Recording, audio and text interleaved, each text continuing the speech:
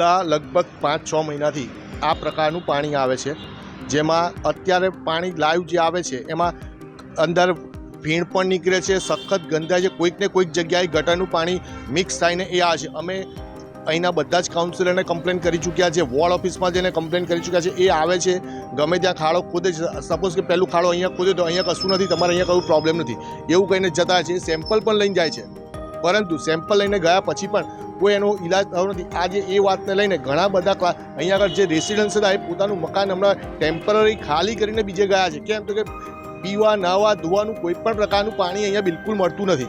અમને તો એટલું ખબર છે કે અમારા કોમ્પ્લેક્સમાં અને પાછળની સોસાયટી સામેના મીરા ચેમ્બરમાં પણ પાણીનો આ જ પ્રોબ્લેમ છે. દર 2-3 દિવસે એકવાર ટેન્કર આવે છે, એ પણ ઘણા બધા ફોન કરીએ ત્યારે, પણ એનાથી ઘરનું કે વપરાશ માટેની કોઈ વસ્તુ રહેતી નથી. 3 દિવસે એક ટેન્કર આવે, જેનાથી શું કઈ રીતે કામ થાય? અહીંયા અત્યારે ખાલી 3 જ જણ રહે છે આખા કોમ્પ્લેક્સમાં, બાકી બધાએ ઘર ખાલી કરીને જતા રહ્યા છે પાણીના લીધે.